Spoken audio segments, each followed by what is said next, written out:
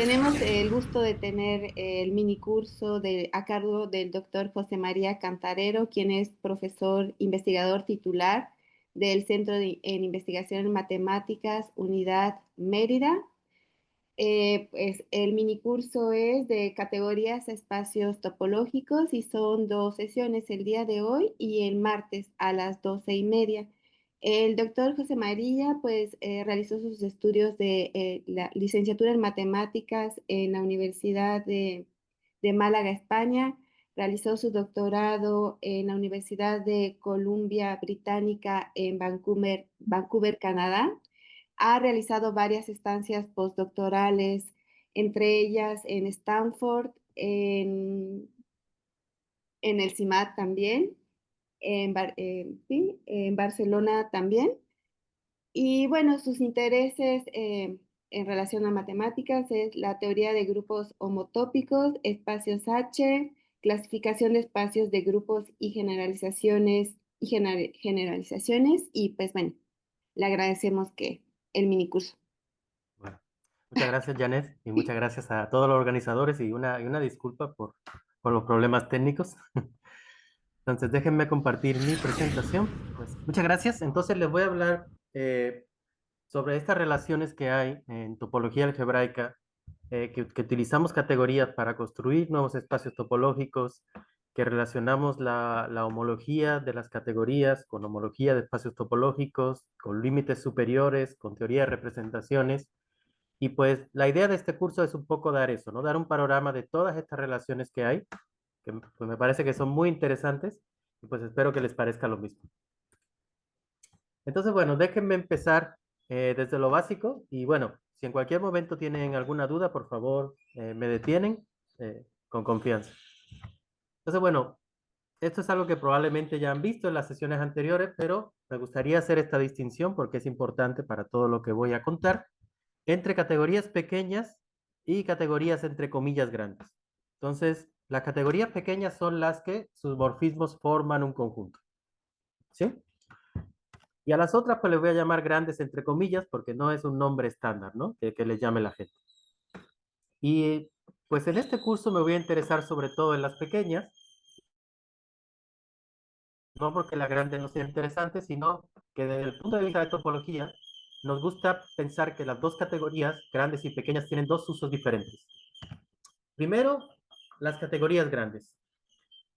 Para mi punto de vista, las categorías grandes se utilizan como lenguaje y para resumir propiedades. Por ejemplo, imagínense que yo quiero darles cuáles son las propiedades de la homología singular. Entonces, una manera de decir eso es que tengo una serie de funtores, Hn, que salen de la categoría homotópica de espacios topológicos y van a la categoría de grupos abelianos, uno para cada entero, n. Entonces, solo con decir esto realmente estoy diciendo mucho, porque estoy diciendo primero que este invariante ya está definido en la categoría homotópica, por lo cual si dos funciones son homótopas, su imagen va a parar al mismo lugar. También estoy diciendo que las identidades van a parar a las identidades y que la composición van a parar a la composición. Entonces, toda esa información ya está empaquetado solo con decir que son funtores. O también veo que en algunas de las sesiones anteriores ya han hablado de adjuntos. Para hablar de propiedades libres, de propiedades universales, perdón, es útil hablar de adjuntos porque si yo quiero hablar, por ejemplo, de la propiedad universal del R módulo libre, pues puedo hablar de que esto es un funtor adjunto por la izquierda al funtor de olvido, que va de la categoría de R módulos a la categoría de conjuntos. Y en esa adjunción también está la esencia de lo que quiere decir la propiedad universal. Entonces, pues sí, son útiles, ¿no? Ciertamente. Por otra parte, las categorías pequeñas, eh, para lo que me sirven es para codificar la forma de ciertos diagramas o para almacenar información de una manera eficiente y que se pueda reutilizar, ¿no? Así, siendo muy ecológico, ¿no? Queremos reciclar las cosas. Entonces, ¿en qué sentido? Les voy a dar un ejemplo de las dos cosas. Por ejemplo, si yo considero estos diagramas que se suelen llamar diagramas de Pullback, por ejemplo, este que es un diagrama de espacios, o este, que es un diagrama de grupos, pues puedo ver que estos dos diagramas realmente tienen la misma forma, ¿no? ¿Y cómo puedo decir realmente que tienen la misma forma? Bueno, pues puedo decir que los dos los puedo ver como funtores desde esta categoría abstracta, que tiene estos tres objetos, tiene estos dos morfismos, y por supuesto también tiene los morfismos de identidad. Solo que los morfismos de identidad, pues no los voy a escribir eh, pues para que se vea mejor, ¿no? Entonces, este primero eh, se puede ver como un funtor desde la categoría PB a la categoría de espacios topológicos, mientras que este otro se puede ver como un funtor desde la categoría PB a la categoría de grupos abelianos o de grupos, lo que prefieran. Pues esto es para indicar la forma del diagrama. ¿En qué sentido lo puedo utilizar para almacenar información? Bueno, aquí hay otro ejemplo, que son los diagramas ecualizadores, tiene que ver con esta categoría. ¿Para en qué sentido lo puedo utilizar para almacenar información? Pues, por ejemplo, imagínense que tienen un grupo G y quieren meter toda la información del grupo dentro de una categoría. Entonces, lo puedo hacer construyendo la siguiente categoría. Me tomo una categoría en la que solo tengo un objeto. Y a ese objeto le voy a llamar así, punto gordo. ¿Bien? Y ahora tengo que decir cuáles son los morfismos que van de punto gordo a punto gordo. Pues estos van a ser justo los elementos de G. O sea, para cada elemento del grupo pongo un morfismo. En una categoría también tengo que decir cómo compongo. Pues la composición va a estar dada por multiplicar en el grupo, es decir, G compuesto con H va a ser G por H.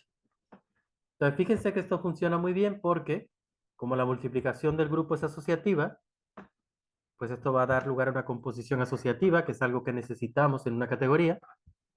Y también tengo el elemento neutro.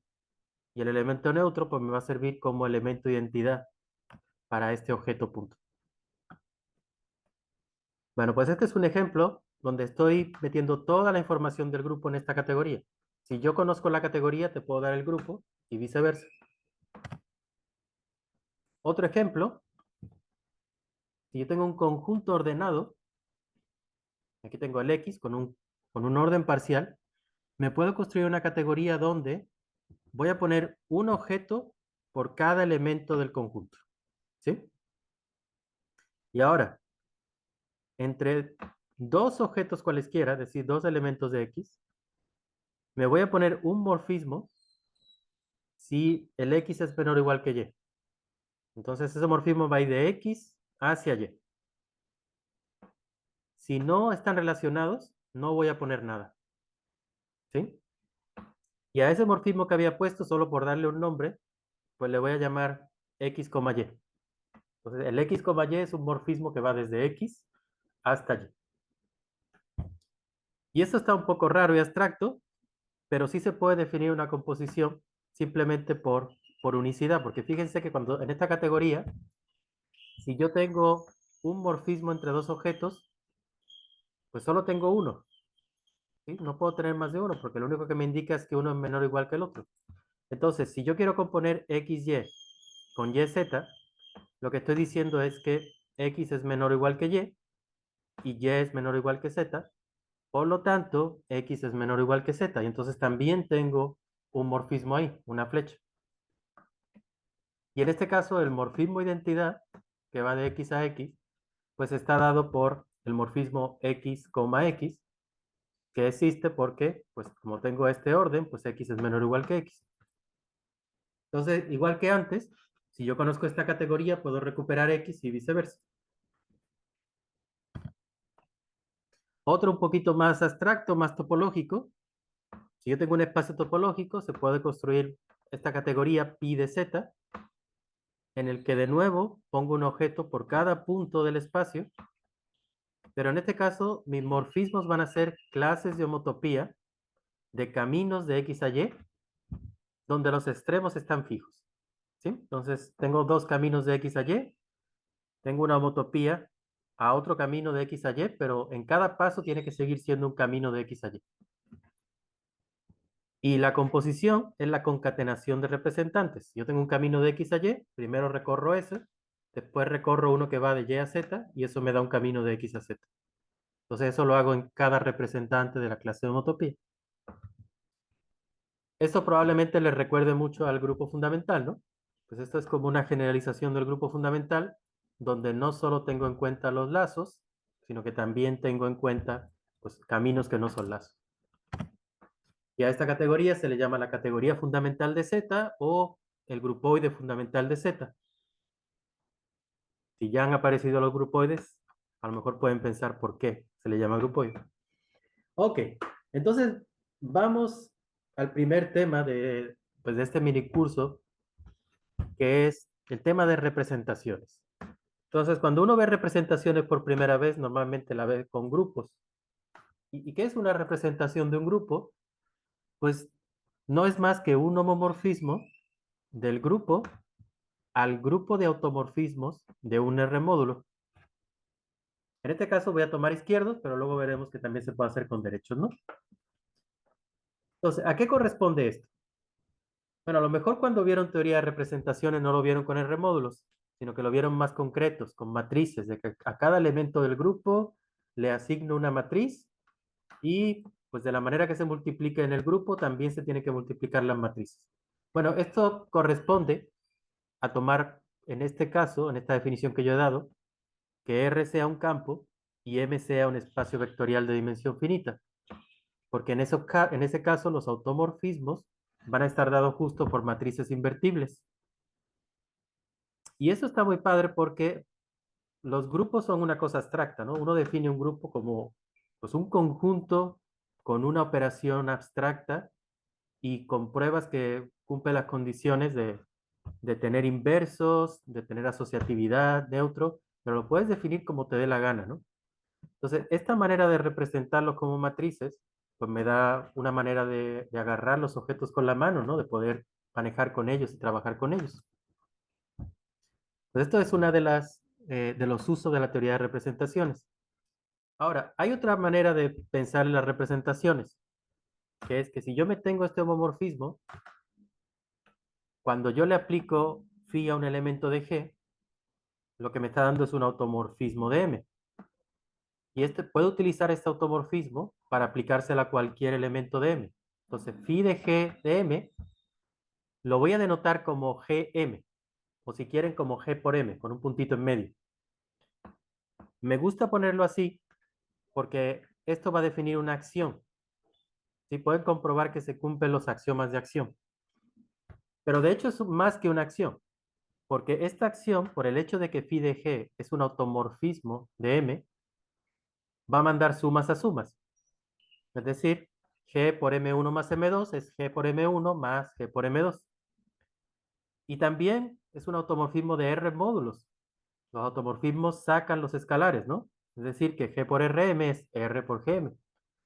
Entonces, a este tipo de acción se le llama una acción por automorfismos.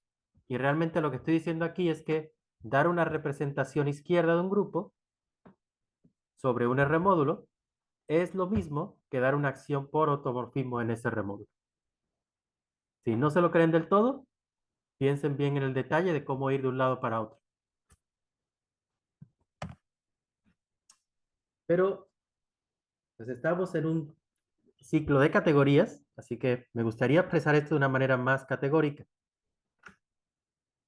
Entonces, imagínense de nuevo que yo tengo una representación izquierda y lo que voy a hacer con esto es definirme un funtor que va desde esta categoría que había llamado BG, recuerden, a la categoría de remódulos. Y este funtor va a tener la misma información que la representación del grupo sobre él. Entonces, ¿cómo le voy a hacer? Pues solo tenía un objeto, el objeto punto gordo. Pues voy a mandar este objeto punto gordo a M, ¿sí? En efecto, es un objeto de la categoría de remódulos. Y ahora, cada morfismo de la categoría, que estaba dado por un elemento del grupo, me lo tengo que mandar a un morfismo que vaya de M a M, porque G era un morfismo que iba de punto gordo a punto gordo, ¿cierto?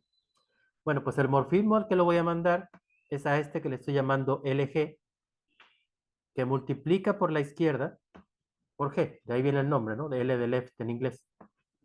Es hacer la acción que había dicho antes. Y pues pueden comprobar que esto funciona, porque ¿qué tengo que comprobar? Que el morfismo identidad va al morfismo identidad, y pues sí, ¿no? Porque actuar por el uno no hace nada. Y que la composición va a la composición, pero eso corresponde a este segundo axioma de acciones, ¿no? De que G por H por M es lo mismo que G por H y luego por M.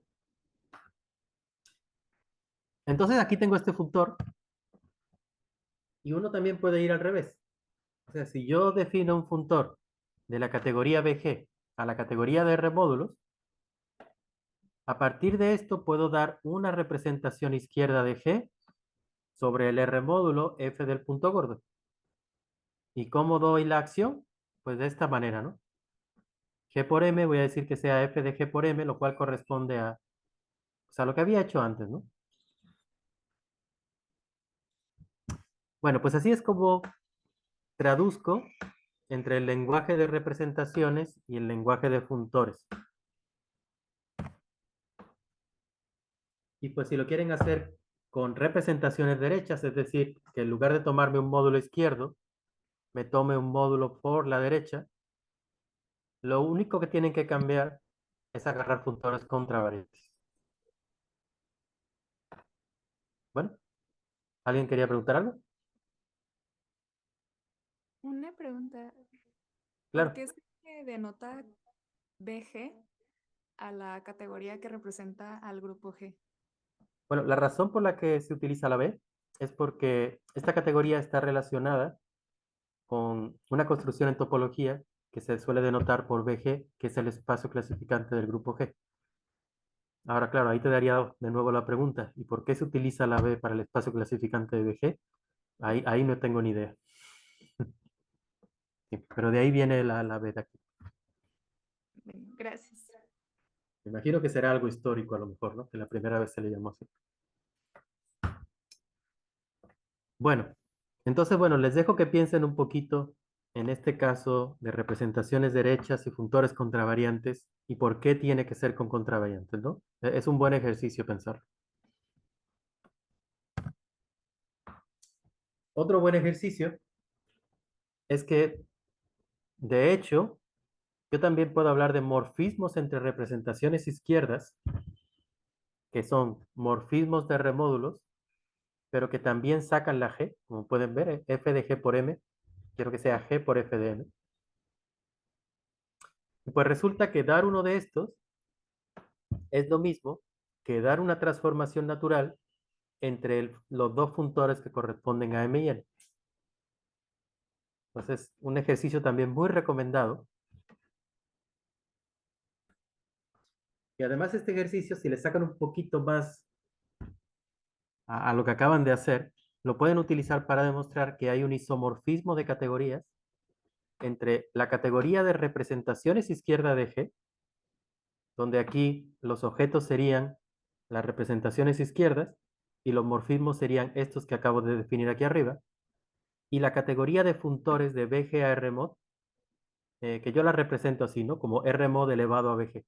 Pues son nada más los funtores, es decir, en esta categoría los objetos son funtores de BG a RMOD y los morfismos son las transformaciones naturales. Y aquí realmente estoy diciendo isomorfismo. Ya ven que para categorías uno a veces le conviene manejar estas dos nociones, una más débil que la otra, la noción de isomorfismo y la noción de equivalencia. Aquí realmente estoy obteniendo un isomorfismo, una cosa muy fuerte.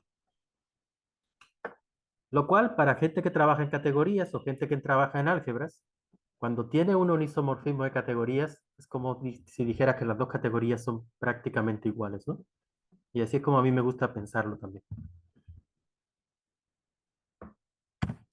Bueno, todavía hay una tercera manera de pensar estas representaciones, y aunque no va a ser lo principal de lo que vamos a hacer, también me gustaría comentarlo. Seguimos con el mismo anillo R, pero a partir de este R y el grupo, me voy a formar otro nuevo anillo que se llama el anillo de grupo, y que lo voy a llamar así RG. Y pues su nombre, su notación viene de que realmente esto va a ser el R módulo libre con base G, es decir, es una suma de Rs, una suma directa de Rs, una R por cada elemento del grupo, ¿sí? Y la suma que le voy a poner, pues es la suma que tiene como R módulo, lo cual es una suma muy fácil porque es como decir, si tengo una suma RGG y le quiero sumar con otra suma SGG, sumas formales, lo que voy a hacer es sumar los coeficientes, como si sumara polinomios, ¿no? Imagínense que las G son las letritas que utilizo para los monomios, pues solamente sumo los coeficientes. Y de hecho es bueno pensarlo así como polinomios también, porque la multiplicación también es parecida a esta. Si yo quiero multiplicar dos sumas formales, como las que se ven acá, lo que voy a hacer es multiplicar los coeficientes, pero multiplicarlos de manera que luego los voy a agrupar con el elemento que corresponda a cuando multiplico los subíndices. Esto suena más complicado de lo que parece. Realmente lo que estoy haciendo es utilizar como la propiedad distributiva, ¿no? Entonces, ¿qué voy a hacer? Pues si yo quiero distribuir esta suma, lo que voy a hacer es multiplicar cada uno de estos sumandos, por ejemplo, el RGG, lo voy a tener que multiplicar en algún momento por el SHH. ¿Cuál va a ser el resultado de eso? Pues va a ser RG por SH multiplicado en el anillo, y eso va a estar acompañando al elemento del grupo G por H. Entonces, si se fijan, el G por H, lo que tiene pegado a él es el RG y el SH. Cuando multiplico el G por H, pues lo que me da es el G por H. Bueno, pues esto pueden comprobar que es un anillo asociativo con unidad, aunque no necesariamente conmutativo. La conmutatividad depende de la conmutatividad del grupo. Y la relación con lo anterior es que si yo tengo una representación izquierda de G en el R módulo M, puedo extenderla, la estructura de R módulo, a una de RG módulo. ¿Y cómo lo hago? Pues bueno, la verdad es que es de la manera más natural. Yo lo que quiero hacer es multiplicar mis elementos de M por estas sumas formales, ¿no? Estas sumatorias RGG. Y yo ya sé cómo multiplicar por elementos de R. Y también sé cómo multiplicar por elementos de G porque tengo una representación de G sobre M. Entonces así lo hago. Primero multiplico por G, es decir, hago G por M. Eso me vuelve a dar un elemento de M, lo cual puedo multiplicar por R utilizando su estructura de R módulo. Y luego pues hago la suma, igual que antes. ¿Sale? Y bueno, pues resulta que también puede ir uno al revés, de manera parecida. O sea, si yo tengo un RG módulo, también me puedo construir un R módulo con una representación izquierda de G. De tal manera que esta categoría que dijimos antes, de representaciones izquierdas del grupo G, va a ser isomorfa a la categoría de RG módulos. Que esto ya es una categoría pues, más conocida por todos, una categoría de módulos. Entonces les dejo el ejercicio que vayan para atrás, o sea, cómo a partir de un RG módulo te construyes un R módulo con una representación, pero es relativamente fácil. Solo como una pista, tengan en cuenta que el R tiene un elemento que se llama 1 y el G también tiene un elemento que se llama 1. Entonces, con esa pista le van a poder avanzar. Bueno, ¿cómo ven hasta ahora? Muy bien, muy interesante. Tal vez estén diciendo demasiado grupo, pocas categorías. Bueno, no se preocupen que ya vienen más categorías acá.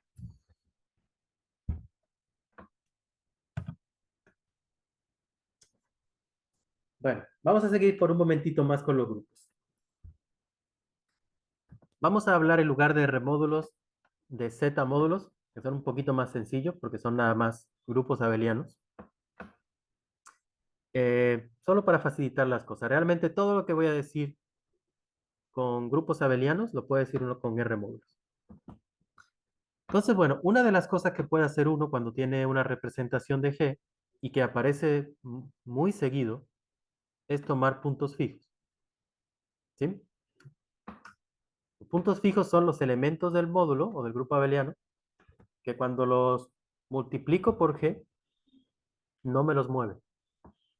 Digamos, si pienso en M, que es como un objeto con la simetría de G, son los puntos que se quedan fijos siempre en esa simetría. ¿Mm? Bueno, esta construcción te define un funtor, ¿no? El funtor que te toma un M y te lo manda al M super G. ¿Qué es lo que hace con morfismos? Pues si tengo un morfismo F de M a N y lo restringo a MG, porque MG está dentro de M, resulta que la imagen de eso también va a caer dentro de NG. ¿Por qué? Bueno, recuerden que los morfismos que yo tenía entre representaciones tenían que sacar los elementos del grupo. Entonces, si G por M es igual a M, cuando yo le aplico F, pues me va a quedar que F de G por M es igual a F de M, y sacando la G, G por F de M es F de M. O sea que sí te manda puntos fijos a puntos fijos. Bueno, pues es muy fácil comprobar que es un funtor porque pues es nada más restringir las funciones. Claro que mandan composición a composición, identidad a identidad. Pero el chiste de este funtor, ahora yendo ya al punto de vista de álgebra homológica, es que este funtor es exacto por la izquierda, pero no es exacto por la derecha. ¿Sí? Bueno, vamos a ver un ejemplo que ilustra esto. Vamos a tomarnos el grupo con dos elementos, Z2. Y pues sus elementos les voy a llamar 1 y sigma. 1 va a ser el elemento neutro, que muchas veces llaman E, y el sigma pues va a ser el elemento no trivial. Y ahora me voy a considerar dos representaciones de este grupo. La primera le voy a llamar M, pero realmente este M como grupo no es más que los enteros. Lo único que tengo que decir es cómo actúa mi grupo. El 1 yo ya sé que actúa haciendo nada, así que solo tengo que decir cómo actúa el sigma. Y lo que voy a decir es que el sigma cambia el signo. Lo cual tiene sentido que de una acción de Z2, ¿no? Porque si cambio el signo y lo vuelvo a cambiar de nuevo, pues me queda donde empecé, ¿no? Y me voy a tomar este otro módulo, que es Z2, o sea, el mismo grupo, pero ahora la acción va a ser la acción trivial, que no hace nada. Bueno, pues yo ahora les digo que hay una sucesión exacta de ZG módulos de esta forma. Entonces, si se olvidan un poco de la acción, realmente lo que tengo aquí es una sucesión exacta que probablemente ya han visto muchas veces. Tengo 0, Z, multiplicar por 2, de Z a Z, y esta pi, que va de Z a Z sobre 2, es la función cociente, la que toma un entero y lo manda a su clase módulo 2. Entonces, pues sabemos bien que eso es una sucesión exacta, ¿no? Esta función que manda a la clase sobreyectiva, el núcleo, son los números pares, que son la imagen de multiplicar por 2, y multiplicar por 2 es inyectivo, ¿no? Entonces, ¿en qué está apareciendo que sea una sucesión exacta de ZG módulos, ¿no? Porque ustedes dirán, bueno, esto yo ya lo conocía desde que estaba en kinder, pero pues nunca utilicé ZG módulos allá, ¿no? Bueno, el detalle es que estos dos mapeos no son nada más morfismos de grupos abelianos, sino que son morfismos de ZG módulos. ¿Por qué? Pues, por ejemplo, en el M. ¿Qué pasa cuando yo actúo por sigma? Pues tomo un n y me lo mando al menos n. ¿Qué pasa si después de eso multiplico por 2? Pues llegaría al menos 2n. Pero también lo puedo hacer al revés. Puedo primero multiplicar por 2, n me lo mando a 2n, y luego multiplico por menos 1 y me quedaría menos 2n. Entonces, como ven, este morfismo conmuta o saca la acción del Z2. Y lo mismo pasa con el pi, aunque de una manera un poquito diferente. Si yo tengo un número y me lo mando a su clase módulo 2, y después lo actúo, recuerden que actuar en Z2 no hacía nada, pues me queda esa clase, pero si ahora empiezo con un n, me lo mando al menos n, y después me tomo su clase módulo 2, pues la clase módulo 2 de n y menos n son la misma, ¿verdad? Porque n menos n es 2n, que es par. Entonces, en ese sentido es que esto es una sucesión exacta de ZG módulos. Ahora, ¿qué es lo que quiero hacer con esta sucesión exacta? Quiero tomar puntos fijos. Entonces, empiezo con Z, el M. Fíjense la acción que tenía. Te toma todos los puntos y te lo manda al menos N. ¿Cuáles son los puntos que quedan fijos bajo esto?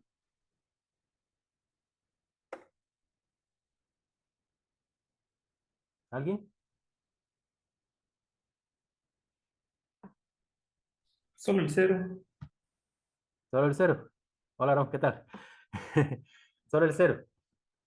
En efecto, ¿no? Porque si yo quiero que sigma por n sea n, lo que estoy diciendo es que n sea igual a menos n. Eso solo puede pasar para el 0, ¿no? Y para el n, pues fíjense que para el n, por definición, ya había puesto que sigma por x siempre es x, así que el n sí me va a quedar todo el n completito. Así que después de tomar punto fijo, fíjense lo que me queda. Me queda 0, 0, 0, z2. Y obviamente no puse cuáles son las funciones, porque como todas las funciones van o salen de ceros, pues a la fuerza tiene que ser la función 0, ¿no? Ahora, ¿esta sucesión es exacta? Pues no, ¿no? Y no es exacta, falla justo aquí, en este Z2. Porque ser exacta acá querría decir que el mapeo que va de 0 a Z2 es sobreyectivo. Y pues no lo es. Pero sin embargo, la cola izquierda, aunque parezca raro porque son puros ceros, sí que es exacta, ¿no? El mapeo que va del 0 al 0 sí es inyectivo. Y el núcleo del mapeo que va de 0 a Z2 es lo mismo que la imagen del mapeo que va de 0 a 0.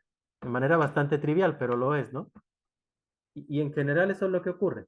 Si tengo una sucesión exacta de esta forma, pero ahora con ZG módulos cualesquiera, cuando tome puntos fijos, la cola de la izquierda sí me va a seguir quedando exacto, pero la de la derecha no.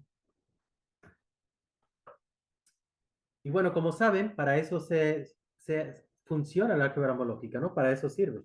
Cuando tenemos estas situaciones, el álgebra homológica viene al rescate y nos dicen, ok, bueno, no es exacto, pero tenemos aquí los funtores derivados que te arreglan la solución, que te miden qué tanto le falta para ser exacto. Y en este caso, los funtores derivados por la derecha de este funtor son lo que se llama la cohomología de grupos. Entonces, por ejemplo, en este caso, que el grupo era Z2, si yo calculo la cohomología de grupos de Z2 con coeficientes en este M, que es un cálculo que a lo mejor luego podemos hacer si sobra tiempo o en otro momento, me queda este resultado, que es 0 cuando J es par y Z2 cuando J es impar. Y si lo hago con estos otros coeficientes n, me da que es Z2. Entonces, ¿qué hago ahora? Estos funtores derivados por la derecha, se los pego a mi sucesión que no era exacta y me queda esto de acá. Entonces, ¿qué estoy viendo acá? Voy a ir de uno en uno. Este primer 0 y estos primeros 4 términos, 0, 0, 0, Z2, corresponden a estos primeros 4 términos de la sucesión exacta, de la sucesión esta que tenía aquí arriba, que no era exacta, pero esta primera cola sí lo era. Y el Z2 que viene después corresponde al H1 de Z2 con coeficientes en M, que es Z2. El siguiente Z2 corresponde al H1 de Z2 con coeficientes en M, que también es Z2. Y el siguiente corresponde al H1 de Z2 con coeficientes en N, que también es Z2. Y luego, aquí vendría el H2 de Z2 con coeficientes en M, que como J es par, pues tiene que ser 0. Y así continúa la sucesión, ¿no? Como ven, se va a ir repitiendo por la periodicidad que aparece aquí. Y de hecho uno incluso podría identificar cuáles son los mapeos que aparecen aquí abajo. El primer mapeo que va de Z2 a Z2 es la identidad, el siguiente es el 0, el siguiente es la identidad. Y así se van repitiendo. Bueno, pues esto requiere un cierto trabajo hacer esta cohomología, por supuesto, pero ya ven cómo aparece en el álgebra homológica con las representaciones.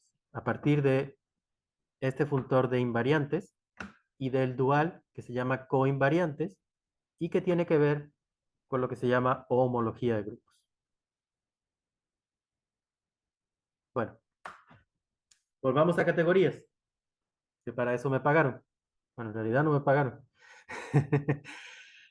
Pero bueno, ahora resulta que si yo tengo un G módulo, también lo podía ver de una manera equivalente, que era como un funtor de la categoría BG a la categoría de grupos abelianos.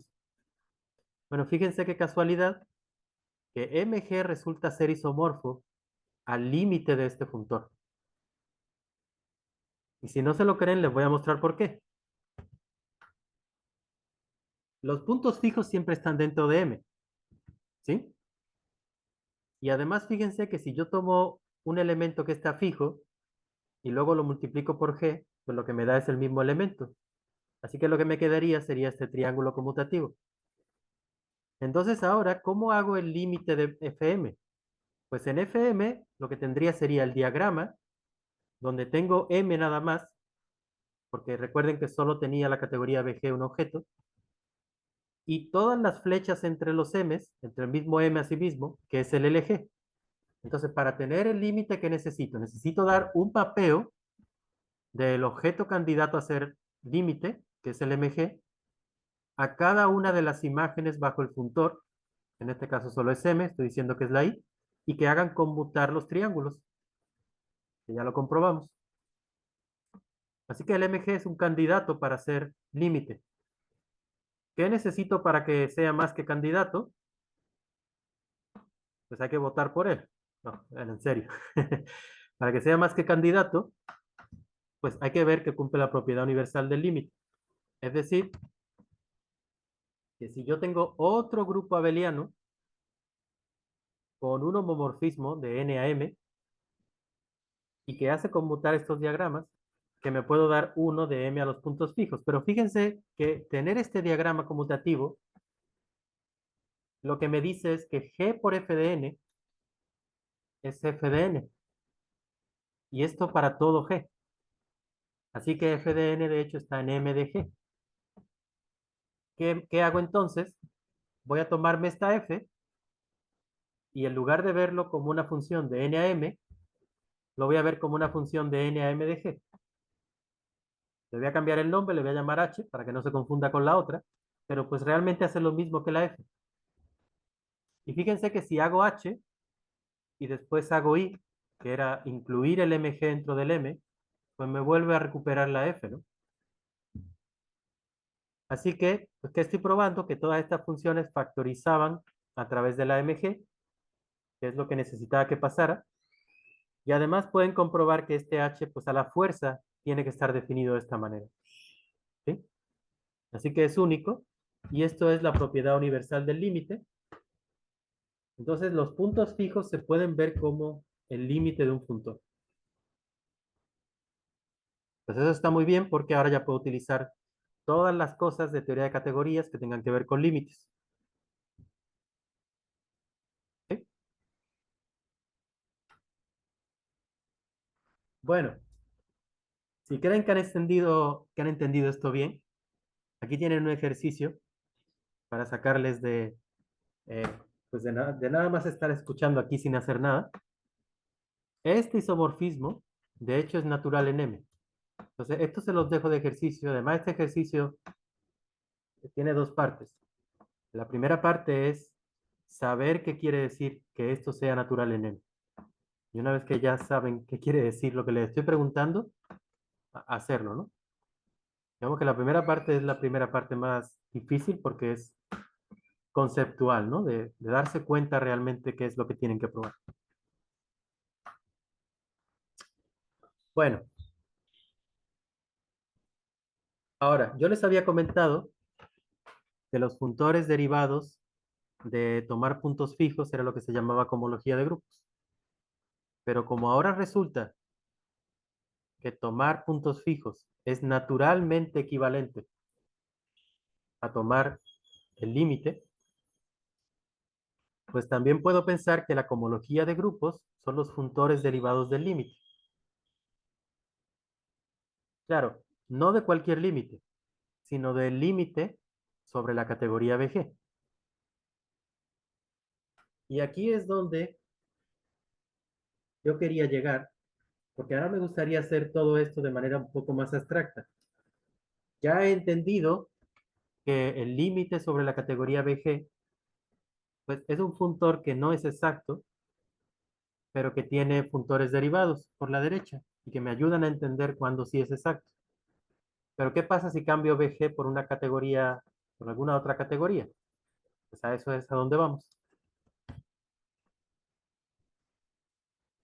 Ahora, en este caso particular del grupo, pues la verdad es que esto es algo que sí podrían haber visto en la álgebra homológica, porque pueden comprobar que tomar puntos fijos es isomorfo de manera natural a tomar homomorfismos de ZG módulos de Z a M, donde aquí Z es el ZG módulo donde el G actúa trivialmente. Entonces, un buen ejercicio es probar que aquí tienes un isomorfismo de grupos entre estos dos y que esto también es natural en M. Pero de nuevo, si dos funtores a una categoría de remódulos son naturalmente isomorfos, sus funtores derivados también lo son. Entonces, eso quiere decir que los funtores derivados de esto, que era la cohomología de grupos, corresponden a los funtores derivados del funtor OM, que son los funtores X. Y ahora diríamos, pues qué aburrido, ¿no? Esos son los mismos funtores que siempre nos enseñan en la álgebra homológica, ¿no? Tor y X, y de ahí nos salen, ¿no? Bueno, es cierto, para el grupo no, pero para otras categorías vamos a ver que realmente obtenemos cosas diferentes. Y bueno, como último ejercicio antes de pasar a la parte más abstracta de categorías,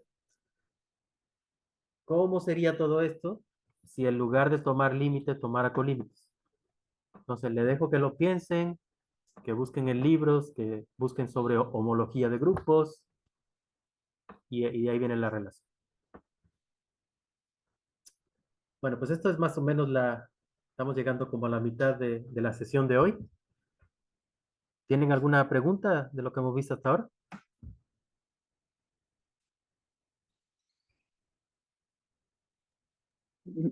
Hola. Hola, dime. Eh, sí, en el MG ya ve que está, que es como el punto fijo, pero no sé si me estoy confundiendo en notación, que también es como la de las representaciones, que la GM es como la el automorfismo que va de G evaluado en M, o solo es una multiplicación por una acción. Ahí es donde me confundí un poco. Pero no te entendí del todo. Dice que ¿me puedes repetir, por favor? O sea, en la MG Sí. ya ve que al principio tenía una anotación de que era el automorfismo en G evaluado en M. El automorfismo que correspondía de G evaluado en M. Sí. Pero no sé si es la misma anotación en la MG, en la de los puntos fijos, o solo es una acción. Bueno, a ver. Habíamos empezado con un homomorfismo que iba de G a los automorfismos de M, ¿no? Ese es el que habíamos llamado phi. Y a partir de esa phi es como habíamos definido la acción de G sobre M, ¿no? Eh, y esto, MG, pues como ya he definido, son los puntos fijos. Yo creo que a lo mejor te estás refiriendo, déjame ir un poquito más atrás, a esta notación, ¿no? De R mod a BG, que son los funtores. Esto es diferente, esto realmente se refiere a una categoría de funtores de BG a R mod. Sí. En ese caso no corresponde a lo mismo, ¿no? Aquí son funtores, y en este caso es la definición de MG que había puesto acá, que son nada más esto. ¿Era esa la pregunta? No, sí, sí, sí, creo que sí, ya quedó. Gracias. Sí,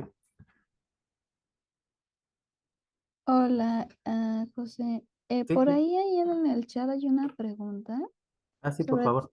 sí, sobre todo para realizar los ejercicios. Si tienes alguna sugerencia que les puedas dar de bibliografía de apoyo en álgebra homológica.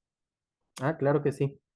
Pues a mí el libro que más me gusta de álgebra homológica, como para empezar, es el libro de Rothman, de álgebra homológica, creo que se llama Introducción a la álgebra homológica, aunque a veces ese libro le resulta un poco complicado a nivel licenciatura, tal vez. Entonces también hay unas notas en español ¿cómo se llama? Mm, ay, se me fue el nombre ahora mismo. Se me fue el nombre. Pero es un matemático Emilio mexicano. Yuspuebla. Emilio Yuspuela, exacto. Tiene unas notas de álgebra homológica que se encuentran muy fácilmente en internet y que son un poquito más agradables para comenzar, ¿no? Sí. Pero si ya vieron las de Emilio Yuspuebla y ya las manejan bien y las entienden, pues entonces ya pasen al de Rodman, que es mucho más completo y también tiene muchos ejercicios, entonces muy, muy didáctico. Gracias, profe. Gracias. Bueno, a mí también me gusta mucho el libro de Weibel, que se llama Introducción a la álgebra homológica. Solo que ese libro, digamos, es un paso más allá también del de Rodman. Pero digamos, si una vez que ya pasaron el de Rodman, pues pueden pasar al de Weibel, que está muy padre. Bueno, Sí, que creo que con el Bible sí hay que tener un poco cuidado con la versión electrónica. Por ahí hay una que creo que le falta, sí, está incompleta, alguna versión electrónica que es libre en la red, ¿no? O es cierto. algunas erratas. Sí, sí, es cierto. Pero si a alguien le interesa, yo tengo también la otra versión, la que no tiene, la que sí está completa. Muchas Me gracias. lo pueden pedir con confianza. Gracias. Sí. Bueno, ¿más preguntas? Creo que no. Bueno, pues ahí en cualquier momento me interrumpen con confianza y vamos a pasar ahora sí a la parte más abstracta, ¿no? Entonces, en esta parte ya no se vale la pregunta de esto para qué sirve. No, no es cierto. Sí me pueden preguntar para qué sirve, ¿no? Bueno, entonces ahora vamos a tomar una categoría pequeña y siguiendo la analogía de cómo eran las representaciones para el caso del grupo, vamos a definir una representación izquierda de J como un funtor covariante de la categoría J a la categoría AB. Si quiero cambiar a representaciones derechas, pues cambio por contravariante. ¿Ok? E igualmente todo lo estoy haciendo con AB, con grupos abelianos, pero si lo quieren hacer con R módulos, es exactamente lo mismo, ¿no? No cambia mucho. Y bueno, pues ya que han estado viniendo varias pláticas de categorías, pues habrán dado cuenta de que hablar de funtores no es más que hablar de diagramas. Entonces, si mi J tiene una cierta forma, dar un funtor de J a grupos abelianos no es más que tener un diagrama de grupos abelianos que tiene la misma forma que J. Por ejemplo, recuerden la categoría pullback, PB. Esto es un ejemplo de una representación de la categoría, solo que la estoy poniendo de manera pictórica, ¿no? No estoy diciendo, es el funtor que manda el objeto A a Z, el objeto B a Z, o sea, pues te tardas media hora en decir eso, ¿no? En lugar de decir esto, puedes ponerlo así, como su diagrama, y se ve perfectamente a qué me estoy refiriendo, ¿no? Otro ejemplo, me tomo esta categoría, donde ahora tengo dos objetos, A y B, un morfismo que va hacia la derecha, un morfismo que va hacia la izquierda. Tengo que decir ahora cómo se componen, porque ahora sí hay posibilidad de que se compongan el F y el G. Bueno, voy a decir que las composiciones son las identidades correspondientes. Un ejemplo de una representación de esta categoría es tomarse los dos grupos que sean Z7 y tomar los morfismos que multiplican por 3 para un lado y por 5 para el otro. Y pues pueden comprobar, ¿no? Si yo multiplico por 3 y después multiplico por 5, me da 15, que es 1 módulo 7, así que me da la identidad, o al revés. Así que, pues en efecto, cumple las mismas condiciones que tenían que cumplir estos morfismos acá, así que me da una representación de esta categoría. Entonces, fíjense, una manera de pensar en una representación de esta categoría particular es que yo les estoy dando dos objetos y un isomorfismo entre ellos, un isomorfismo y su inversa. Entonces, esto es lo que están codificando las representaciones de esta categoría. ¿Sí? Por ejemplo, las representaciones de los grupos, ¿qué es lo que me codificaban? Pues me codificaban una acción del grupo sobre un R módulo. ¿Qué me están codificando las representaciones de esta categoría? Dos módulos que son isomorfos justo junto con un isomorfismo entre ellos. Y cada categoría pues va a tener una interpretación de esta. Entonces no es solo una cosa abstracta, cada categoría se puede usar para una cosa. Ahora, un ejemplo más general que funciona para cualquier categoría pequeña. Me tomo un R módulo M fijo y voy a definir M barra baja como el funtor que manda cada objeto a M y cada morfismo me lo manda a la identidad. A este funtor se le llama el funtor constante o la representación constante. Pues yo creo que por razones obvias, ¿no? Todos los objetos me los manda al mismo y cada morfismo al mismo. Y las condiciones que hay que checar para que sea funtor pues son demasiado fáciles gracias a eso. Bueno, este módulo va a ser importante a pesar de que, perdón, esta representación va a ser importante a pesar de que parece que es el más fácil que hay por su conexión luego con la topología, que probablemente ya hablaré mañana.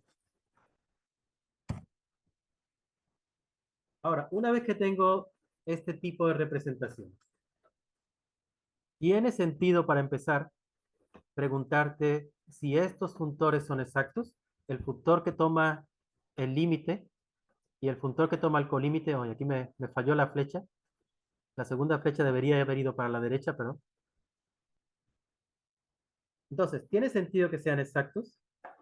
Bueno, para hablar de funtores exactos, al menos si han tomado un primer curso en álgebra homológica, siempre ven las cosas con R módulos. Y pues, grupos abelianos sí son R módulos, son Z módulos. Pero lo que hay aquí en el lado izquierdo, en el dominio, son funtores de J a la categoría de grupos abelianos. Estos realmente ya no son R módulos, son funtores. Entonces, pues ya no tiene tanto sentido hacer lo que teníamos que hacer en la álgebra homológica para hablar de exactitud. Para exactitud tenía que decir, pues si la imagen de mapeo es igual al núcleo del siguiente mapeo, ahora los mapeos en la categoría ABJ son transformaciones naturales, ¿no? Entonces, ¿qué quiere decir que la imagen de una transformación natural sea el núcleo de la siguiente transformación natural? Pues ya no es tan claro, ¿no? Bueno, resulta que para poder hacer álgebra homológica, si solo han visto un curso básico, pues sí, solo lo han hecho con R módulos, pero hay un contexto más general en el que uno puede hacer álgebra homológica, que es el contexto de categorías abelianas.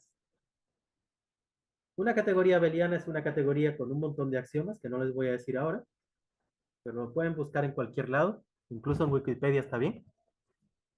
Es una categoría en la que tiene sentido hablar de núcleos, hablar de imágenes, hablar de sucesiones exactas, hablar de complejos, justo lo que necesitamos para hacer álgebra homológica. Entonces, las categorías de remódulos son categorías abelianas. Pero, por suerte, también las categorías de funtores, que van a caer a categorías abelianas, vuelven a ser categorías abelianas. Entonces, la categoría J es una categoría abeliana, o si hubiera puesto R mod elevado a J, también sería una categoría abeliana.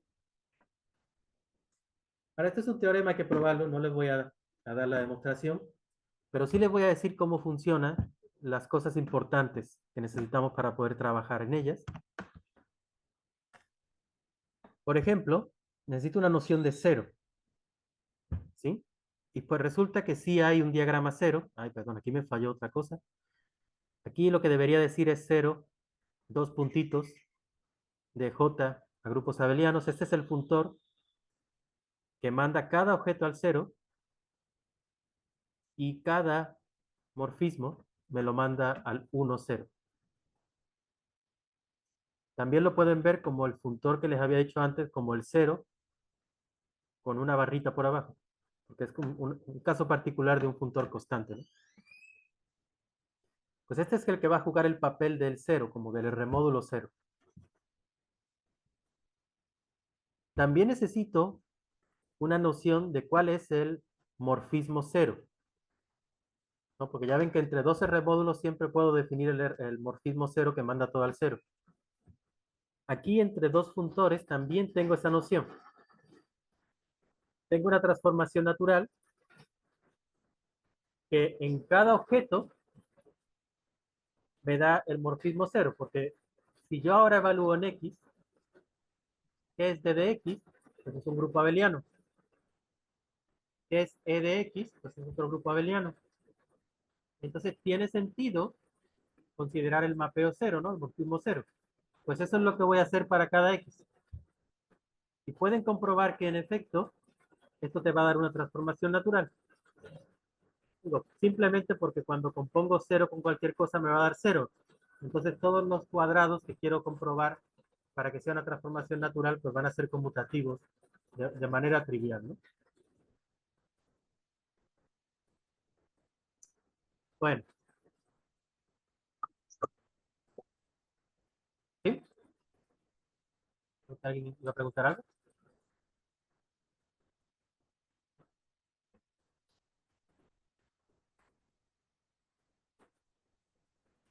¿No? Bueno, ahí con confianza, ¿eh? No tengan miedo.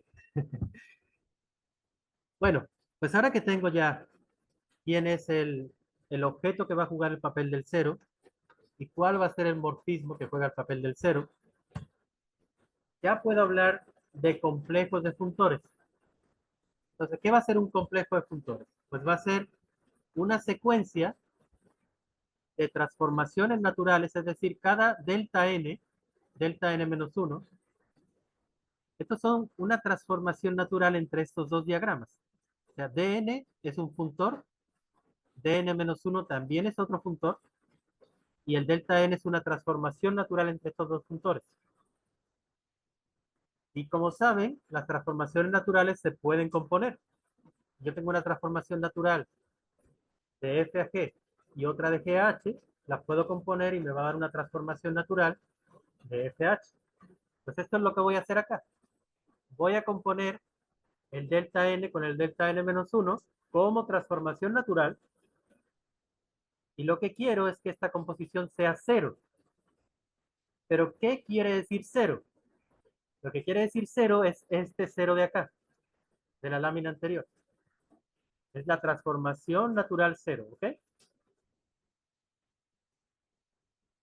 Bueno, pues esto es un complejo. La verdad es que parece bastante natural esta definición, ¿no?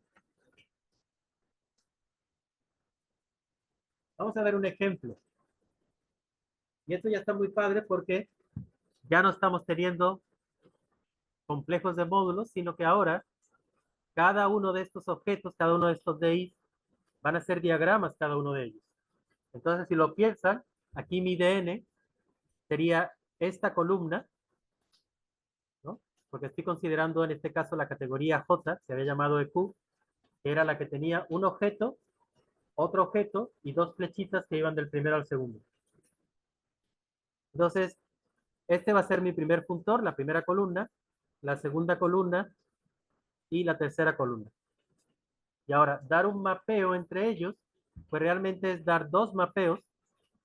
Aquí está el mapeo de arriba, el mapeo de abajo, el mapeo de arriba y el mapeo de abajo, que tienen que hacer conmutar todos los posibles cuadrados, porque son transformaciones naturales. Es decir, que si yo me tomo el morfismo que va de 0 a z y después lo compongo con I2, me tiene que dar lo mismo que si agarro el morfismo 0 para abajo y compongo con F. ¿Sí? O si me agarro el 0, el otro 0, y compongo con F, me tiene que dar lo mismo que el mapeo que va de 0 a z y compuesto con el I3. Esos dos diagramas tienen que ser conmutativos. Ahora, ¿no les he dicho quién es el I2 y el I3? El I2 es el mapeo que incluye Z en la segunda coordenada de Z3. Es decir, me manda el N al 0, N, 0. Mientras que el I3 es el que manda el N al 0, 0, N. ¿Se entiende? Y la F y la G, pues son los que están aquí descritos, ¿no?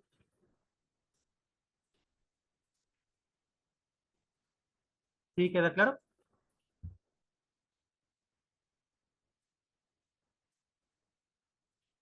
Sí. Sí se me sigue escuchando bien, porque está lloviendo aquí a lo bestia. No, sí, sí, se oye bien, se oye bien. Ok. Bueno, pues pueden comprobar con esta F y esta G que los diagramas conmutan. Por lo tanto, esto me está dando morfismo entre estos dos diagramas, entre estos tres diagramas, pero también pueden comprobar que en efecto me da un complejo. Ay, perdón. ¿Qué pasa si yo compongo en la parte de arriba? Pues es componer la identidad por el mapeo 0, me da 0. ¿Qué pasa si compongo en la parte de abajo? Pues sería componer G con F, pero fíjense, si hago F primero me da Y X menos X, y a eso le aplico la G, que me daría X más menos X, que es 0. ¿Sí?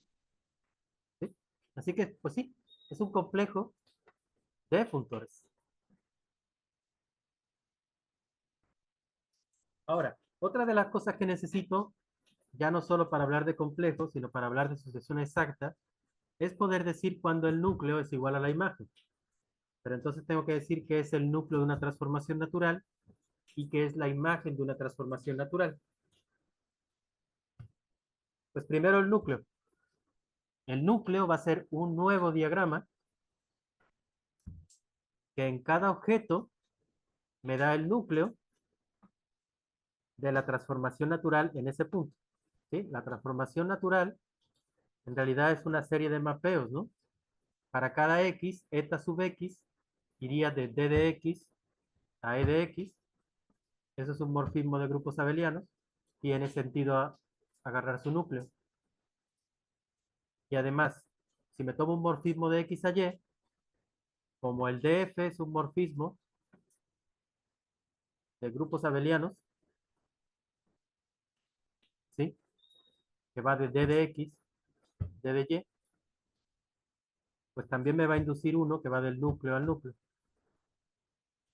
Y ese es el que voy a llamar, pues, esto es lo que va a ser el funtor núcleo de eta, ¿no?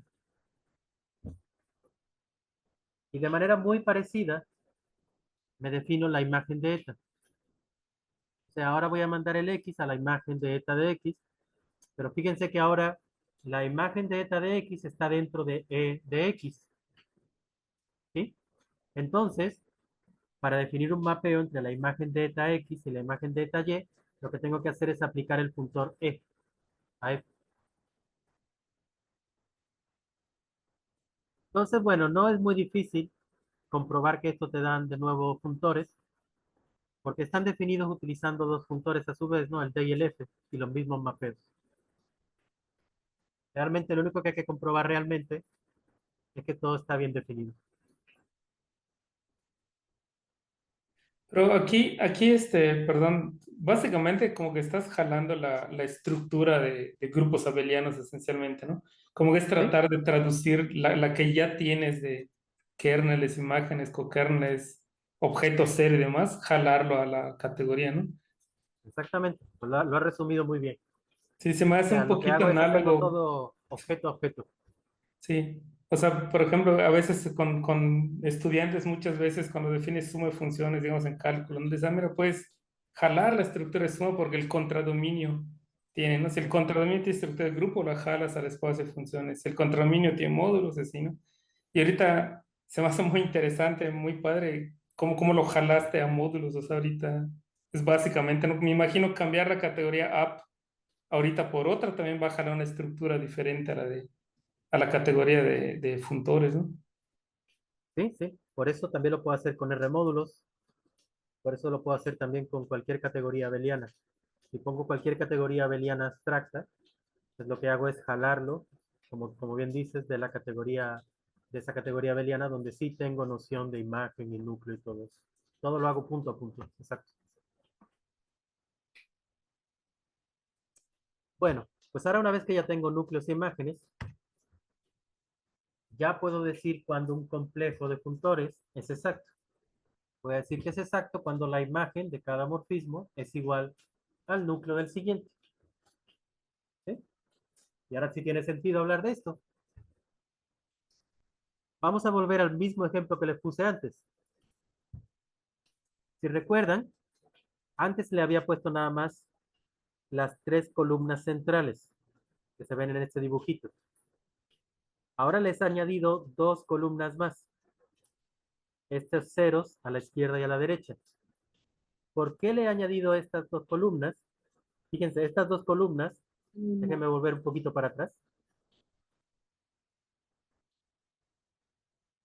Estas 2 columnas corresponden al diagrama 0, que había comentado acá, que manda todos los objetos al 0 y todos los morfismos a la identidad del 0.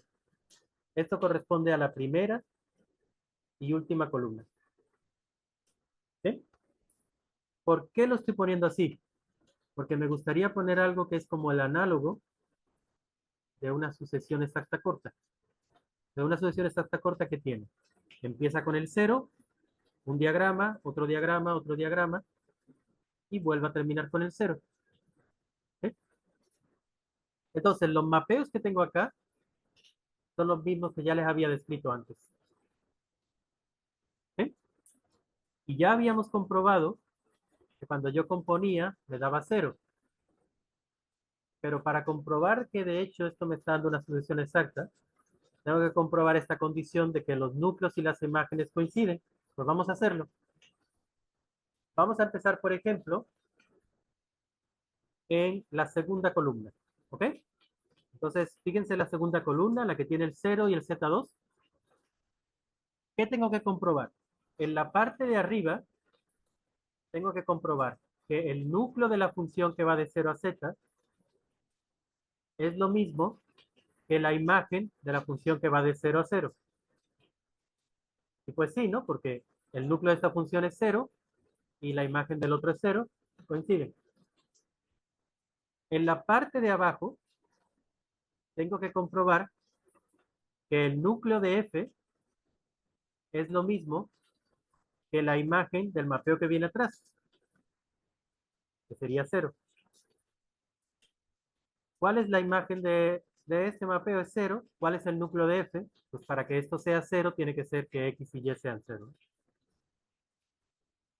Entonces, el núcleo y la imagen coinciden. Por lo tanto, es exacto en la segunda columna. ¿Sí me sigue? Sí. Sí, Bueno, entonces con eso ya comprobaríamos que la segunda columna es exacto y lo podemos hacer igual en la tercera columna, ¿no? Vamos a hacerlo solo por darnos ese gusto. En la tercera columna, ¿qué tendría que comprobar? En la parte de arriba, ¿cuál es el núcleo de la función identidad? 0. ¿Cuál es la imagen de la función que va de 0 a z? 0. Es exacto. En la parte de abajo, ¿cuál es el núcleo de la función g? Bueno, como quiero que b más c sea 0, pues tiene que ser que b sea igual a menos c. Y si se fijan, eso es justo lo que ocurre con la imagen de f, ¿no? Son los elementos que cumplen eso. Entonces es exacto también en la segunda columna. Y pues les dejo que chequen en la tercera columna. Pues también se cumple de manera muy fácil. Es esencialmente checar la sobreyectividad de la identidad de ZZ y la G. Entonces dirán, oye, pues no estás haciendo nada de otro mundo, ¿no? Solo lo estás haciendo como varias veces, ¿no? Y sí, realmente es eso, es que realmente vuelve a lo que comentó Aaron. Lo estás haciendo punto a punto.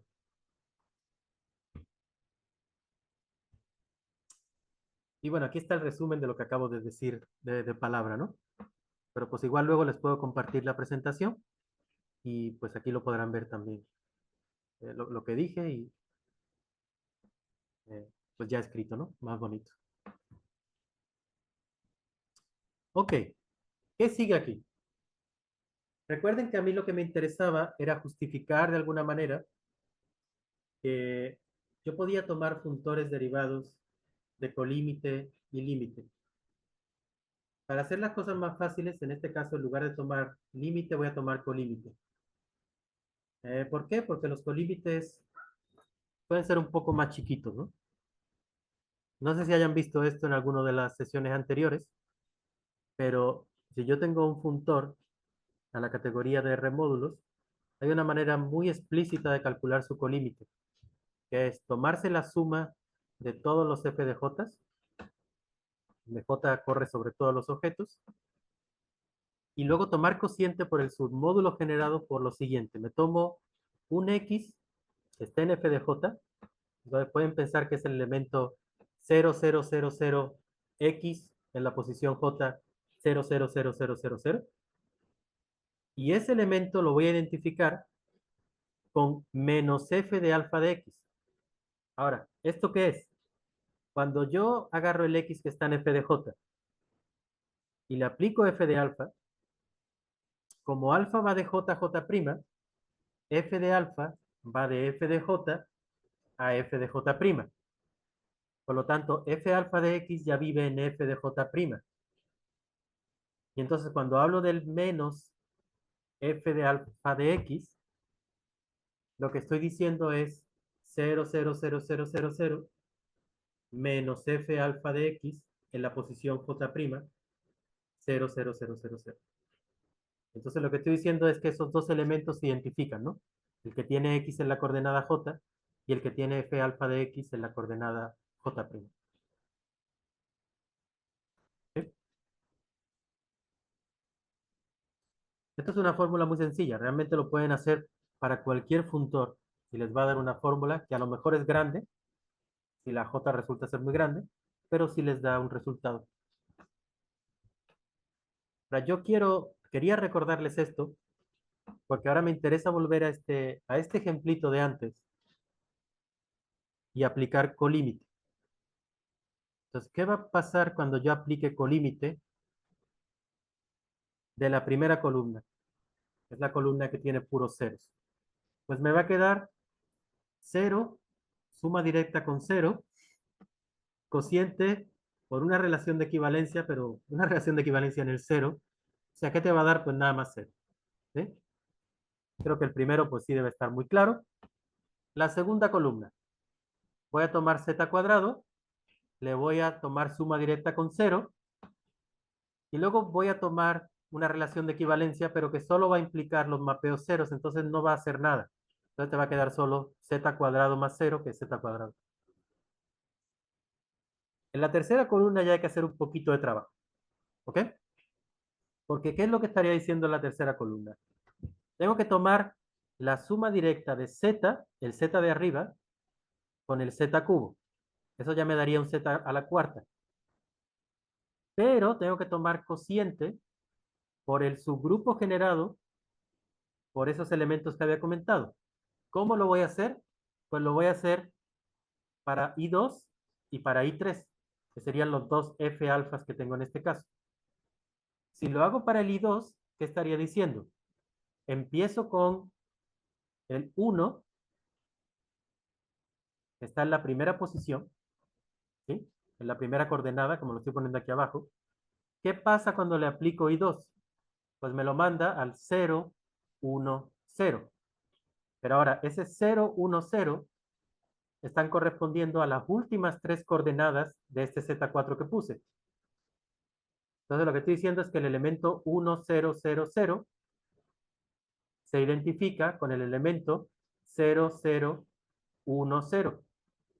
O dicho de otra manera, que el elemento 1, 0 menos 1, 0 es el 0, restándolos. Y lo mismo ocurre con el I3. La relación que me viene del I3 me diría que el 1, 0, 0, 0 se identifica con el 0001, que es lo mismo que el elemento 100 menos 1 sea el 0. Y como en la definición yo necesitaba tomar el subgrupo generado por todos esos elementos, por eso puse aquí en el cociente esta suma directa. O sea, son las combinaciones lineales de estos dos tipos de elementos. ¿Sí me siguieron? Un poquito, porque al principio el primero no es cero, porque o sea, pusiste una copia de Z4 que era el Z3, pero alante de él sumas un Z, ¿verdad? O sea, por eso es el Ajá. 1 del primer Z. Exacto. Ok, ya. Si quieren, creo que puedo compartir. A ver, déjenme ver si les puedo compartir una pizarra. A ver, compartir pantalla completa. Mira, vamos a hacer ese detalle, porque creo que sí merece la pena. Recuerden que el colímite de lo que estaba intentando hacer era este diagrama, ¿no? Tengo el I2 y el I3. Que lo que hacía el mapeo I2 era que mandaba el N al 0, N0, y lo que hacía el I3 era mandar esto al 0, 0, N. Ahora, para yo hacer el colímite,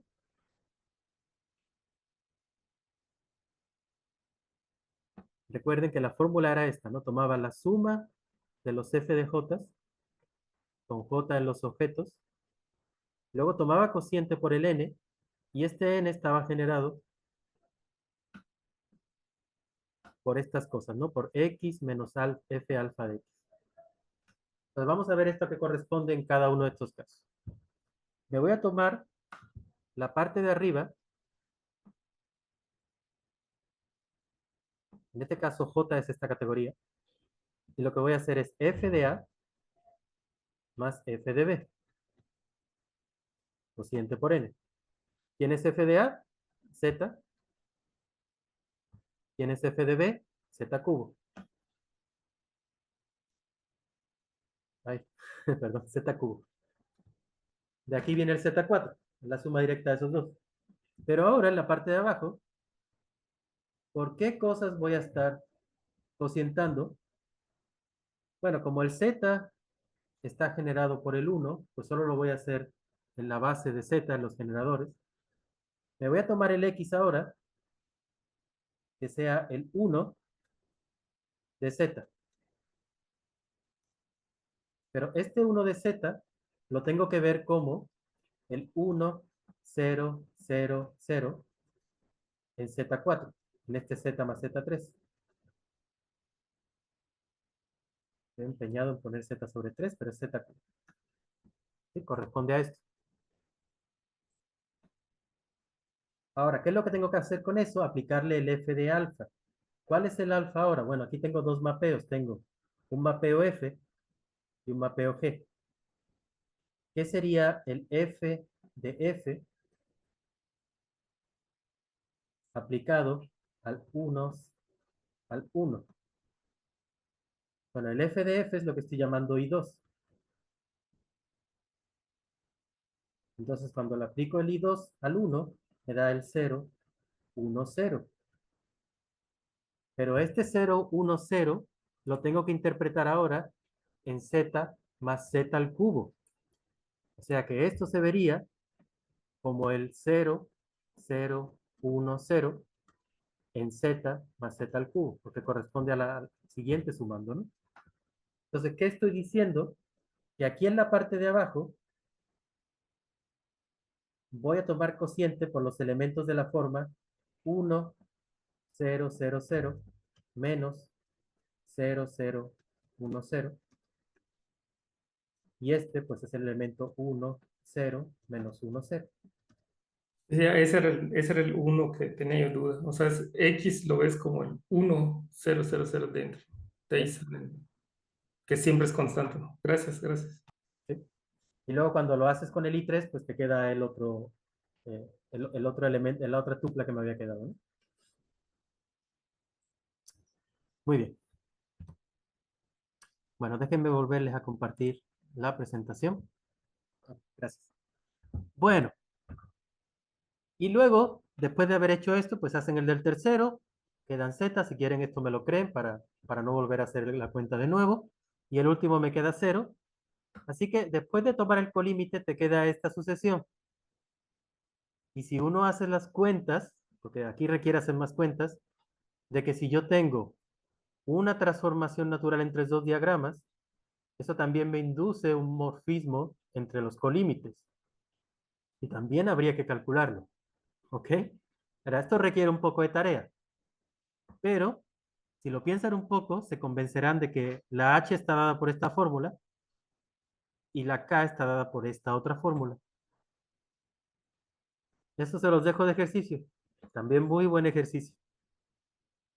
En particular, lo que me interesa aquí es fijarme en la H.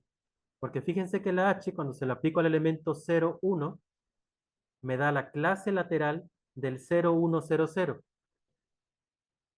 Pero el N, este que estoy poniendo aquí como N, es este subgrupo que está aquí abajo.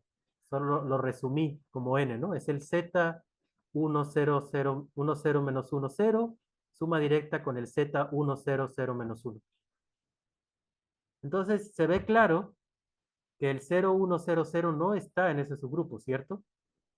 Así que el H me está mandando un elemento que no es 0. Ay, no, perdón, lo dije al revés, ¿no? Lo que quería decir más bien era... Ah, ya me di cuenta. Lo que quería decir más bien era que el H del 1, 0 me lo manda al 0, 0, 1 menos 1. Sí, perdón, aquí hay un error. El H del 1, 0 me lo manda al 0, 0, 1 menos 1. Pero el 0, 0, 1 menos 1 sí que está en N. Porque es este elemento, el 1, 0, 0 menos 1, menos el 1, 0 menos 1, 0. Entonces, hay un elemento que es no nulo que me lo está mandando al 0. Por lo tanto, el H no es inyectiva. Entonces, perdón, aquí hay un pequeño errorcito.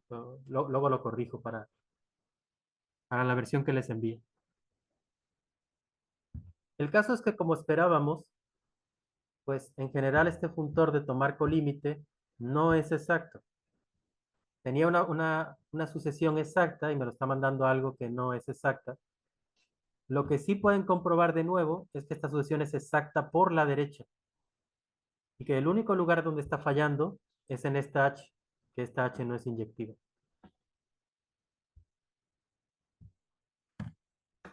Entonces, bueno, ¿qué pasa? Que cuando me falla la exactitud, pues quiero hacer funtores derivados. Pero para hacer funtores derivados necesitamos resoluciones proyectivas. Claro, con módulos esto funciona muy bien. Ya sabemos cómo son módulos proyectivos. Pero ¿qué quiere decir un diagrama proyectivo? ¿Sí? Bueno, la definición es la misma. Voy a decir que un módulo P, un diagrama P, es proyectivo si cada vez que tengo una transformación natural de P a E y una transformación natural de D a E, que es sobreyectiva, en el sentido de que esta fila de abajo es exacta, entonces puedo levantarla a una transformación natural a D. Entonces la definición es la misma. Sin embargo, aquí es un punto donde ya empieza a cambiar un poquito con el álgebra homológica normal. ¿Cómo encuentro los diagramas proyectivos? En álgebra homológica normal, por llamarle de alguna manera, la manera más fácil de encontrar módulos proyectivos era encontrar módulos libres. ¿Sí? Aquí también, pero ya los diagramas libres no es tan fácil como lo que uno se esperaría. Entonces, fíjense, primero hay que definir lo que es el diagrama libre generado por un R módulo en la posición J. O sea, me fijo un objeto de la categoría, me fijo un módulo M, y eso me da lugar a un diagrama que en todas las posiciones tiene sumas directas de M. ¿Ok? Lo único para lo que me sirve el J0 es para decir qué tantas M's voy a poner en cada posición. Y voy a poner tantas como morfismos haya de J0 a J. ¿Ok? Y luego, como esto es un funtor, también tengo que decir que lo que hacen morfismos, pues los morfismos realmente funcionan muy fácilmente. Como solo tengo M's, lo único que hago es mandar la M que está indizada por un cierto morfismo, digamos el morfismo beta, a la M que está indizada por el morfismo alfa compuesto con beta. Bueno, pues esto se llama el diagrama libre generado por M, y esto por supuesto está bastante abstracto. Así que vamos a hacer un ejemplo con esta categoría de nuevo. Entonces, me tengo que fijar un objeto, me voy a fijar primero en el objeto A, y tengo que tomar un R módulo, me voy a tomar el grupo abeliano Z. Así es como se vería el diagrama libre generado por Z en la posición A. Fíjense, ¿qué tengo que poner en la posición que correspondía al A? Tenía que poner una suma de zetas. ¿Qué tantas? Tantos como morfismos hay de A a A. ¿Qué tantos morfismos hay de A a A? Uno, el morfismo de identidad. Entonces pongo una Z. ¿Qué tantos morfismos, perdón, qué tantos morfismos hay de A a B? Hay dos, el phi y el psi. Entonces tengo que poner dos copias de Z. Y luego aparte los morfismos a los que correspondían el phi y el psi, si siguen la formulita que les dije antes, van a corresponder a meter el Z en la primera coordenada, que aquí no lo escribí bien, parece que pone identidad, pero es meterlo en la primera coordenada y meterlo en la segunda coordenada. ¿Qué pasa si me tomo la posición B? Es decir, el diagrama libre generado por Z en la posición B. Entonces, donde está el A, tendría que poner tantas zetas como morfismos hay de B a A. ¿Qué tantos morfismos hay de B a A? No hay. Entonces es la suma directa vacía. ¿Cuál es la suma directa vacía? 0. ¿Qué tantos morfismos hay de B a B? Pues solo había uno, la identidad. Entonces pongo una copia de Z. Y bueno, estos mapeos pues van a tener que ser el 0 a la fuerza. Entonces, estos son los dos diagramas libres que yo puedo construir para esta categoría en particular, ¿no? ¿Y cuáles van a ser los diagramas que van a funcionar como de la misma manera que funcionan los módulos libres? Pues van a ser las sumas directas de estos. Sumas directas de diagramas libres generadas por módulos libres son proyectivos. O sea, cumplen esta condición de que puedes encontrar este levantamiento. Entonces, no son tan sencillitos como los módulos libres, pero se pueden hacer, ¿no? En cada categoría tú puedes encontrar cuáles son todos tus tipos de módulos libres. Y bueno, pues aquí les quería dar una idea de la demostración para hacer al menos un poquito, algo que sea como una demostración. Si yo quiero ver que uno de estos es proyectivo, lo que tengo que hacer es ver que una suma directa, si tengo un mapeo de una suma directa a H, lo puedo levantar a L. Pero como los mapeos de las sumas directas están determinados por cada sumando, es suficiente hacerlo en cada uno de los sumandos. Y estos son los que estoy diciendo que son diagramas libres generados por módulos libres. ¿Cómo resuelvo este diagrama? ¿Cómo hago para levantarle?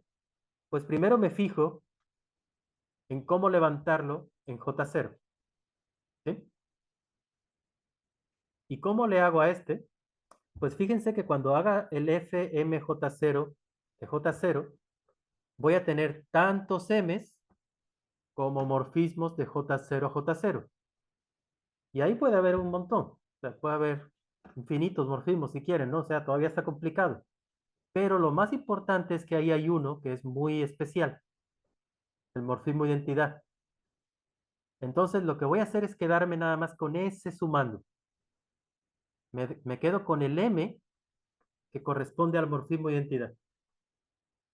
Y ahora, como este M estoy suponiendo que también es un módulo libre, y en particular proyectivo, puedo levantar. Lo levanto para el M, y a ese levantamiento lo llamo Z. Y una vez que lo he hecho para este M, lo extiendo para todos los demás, utilizando esta fórmula que sale de la naturalidad. O sea, realmente si quiero definir una transformación natural desde el FMJ0 a la H, una vez que lo tenga definido aquí en este M, a la fuerza va a tener que venir dado por esto. Ahora mismo a lo mejor esto no lo ven, yo sé, digo, incluso yo no lo veo ahora mismo. O sea, sí hay que ponerse a hacer la cuenta, ¿no? Pero te pones a hacer la cuenta de la condición que tiene que cumplir para hacer una transformación natural y ves que está forzado a que sea esto. Entonces, esta es la razón por la que son proyectivos. Y pues ahora la idea es utilizar este tipo de módulos. Este tipo de diagramas, perdón. Entonces, ¿qué es lo que quiero hacer? Entonces, para yo poder hacer álgebra homológica, lo que necesito es encontrar resoluciones proyectivas. ¿Y qué es una resolución proyectiva? Pues lo voy a definir de la misma manera para un diagrama. Es una sucesión exacta donde estos PI son proyectivos, en este caso diagramas proyectivos. Y una vez que tenga resoluciones proyectivas, ya puedo hacer el mismo procedimiento que hacía en álgebra homológica. Entonces, lo primero es saber cómo hacer estas resoluciones. Vamos a hacerlo en la práctica, en lugar de abstractamente primero. Me tomo este diagrama, que si recuerdan era el que aparecía en la cuarta columna desde antes. Quiero encontrar una resolución proyectiva. Para hacer eso, lo que voy a encontrar primero es un mapeo desde un diagrama proyectivo hasta este diagrama que sea sobreyectivo. ¿Cómo lo hago? Me tomo este diagrama libre, ¿recuerdan? Era el diagrama libre que estaba generado por Z en la posición A.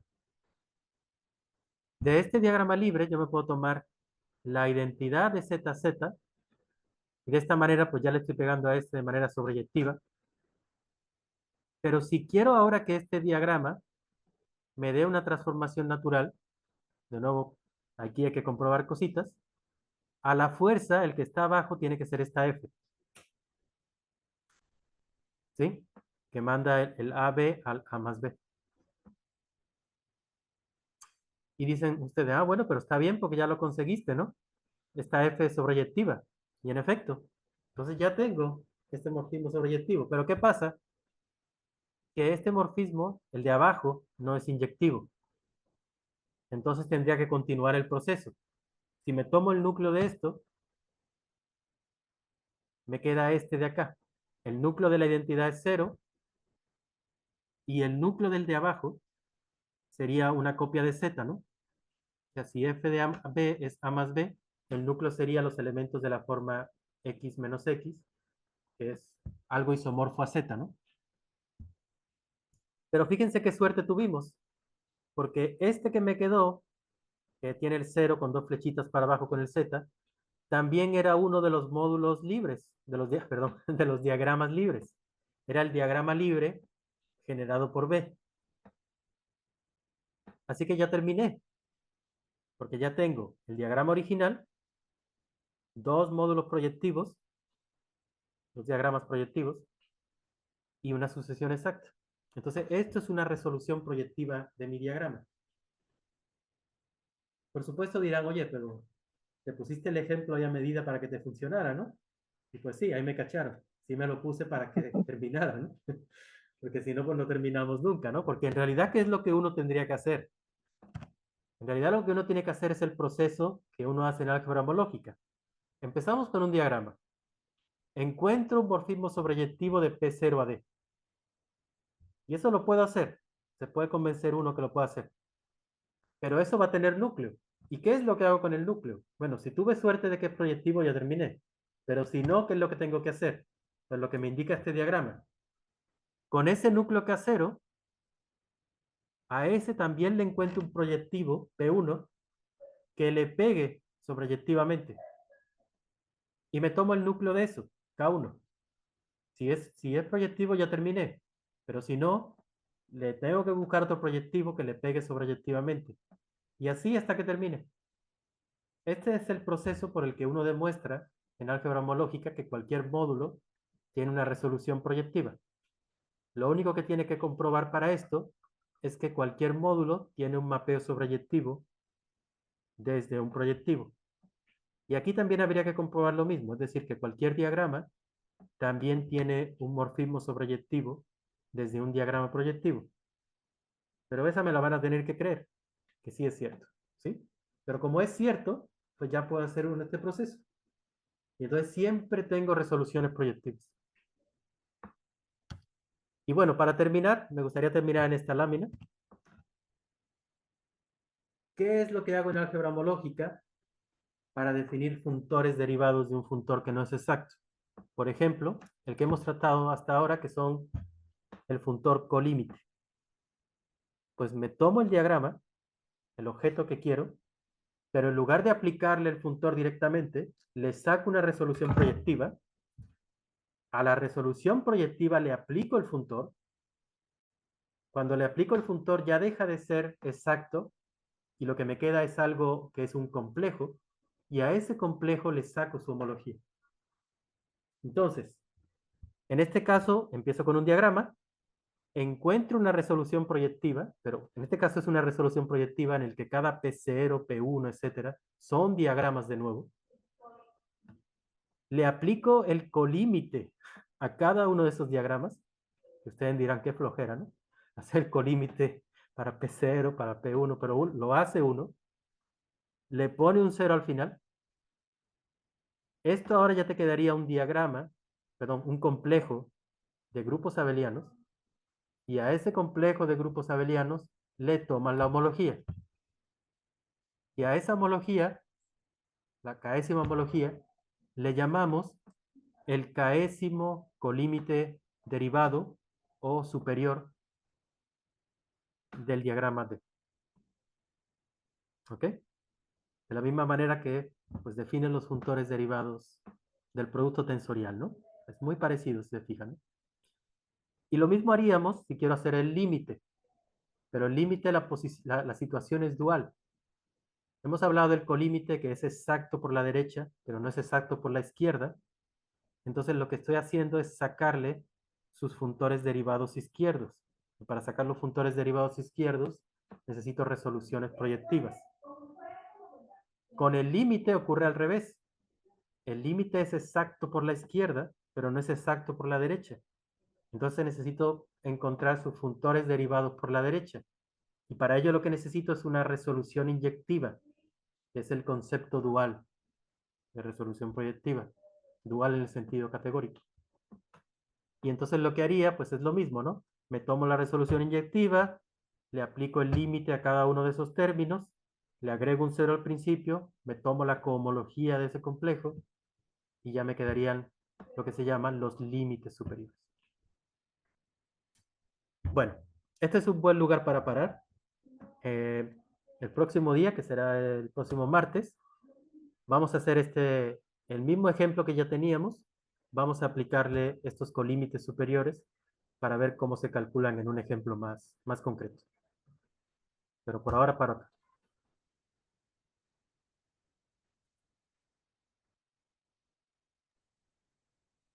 Entonces, si tienen preguntas, adelante.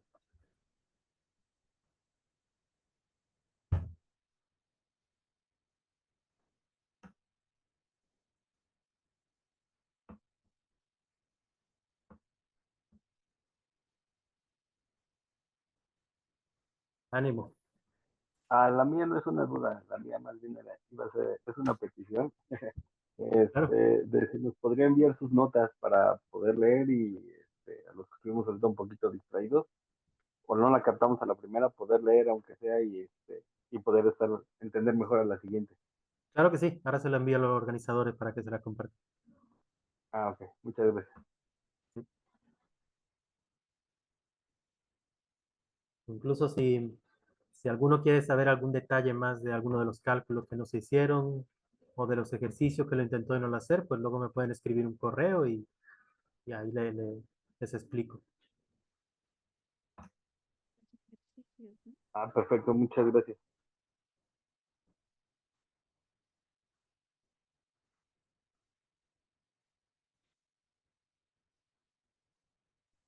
¿Alguien más tiene algún comentario? Pues muchas gracias, José María, muy interesante la plática y yo creo que necesitamos muchos cursos introductorios, ¿no? De todas las estructuras Bueno, y son pues, mucha tarea, ¿no? Para nosotros de los ejercicios que quedaron ahí y muy bonitos, ¿no? Los ejercicios ahí se ve la relación con transformaciones naturales, funtores, módulos. así es. Se mezclan muchas cosas, pero pues es muy interesante que se mezclan categorías, se mezcla álgebra homológica, entonces yo creo que sí, háganle a los ejercicios lo mejor que puedan.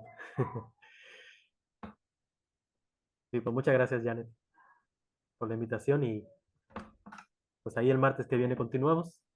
Sí, gracias. Yo Muy, solo una duda, aparte de las notas, ¿recomiendas otra bibliografía o algún libro de texto para estas cosas?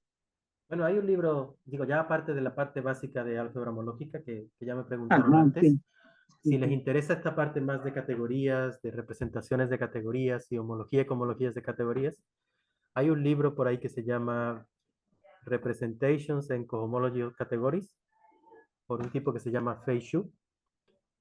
No sé si lo puedan encontrar gratis en línea, pero si no, yo se los comparto igual. Ok. Bueno, muchas gracias. Es una ¿No? plática muy buena. Bueno, un curso muy interesante y digo, o sea, hay detalles que checar con más calma, ¿no? Como en categorías. Exactamente, eso consiste. Sí, En bueno, los muchas detalles está el gracias. demonio, como dicen los gringos. Sí, sí. sí, yo creo que agradeceríamos mucho que nos enviara la bibliografía para todos, nos serviría, ¿no? Para tenerla ahí en la carpeta. Claro que sí. Muchas gracias. Pues nos vemos el martes a las 12:30. Continuamos con el curso que necesitamos estudiar. Muy bien. Ahí les dejo Hasta la tarea. luego. Hasta luego. Adiós. Hasta luego. Hasta luego, gracias. Hasta luego.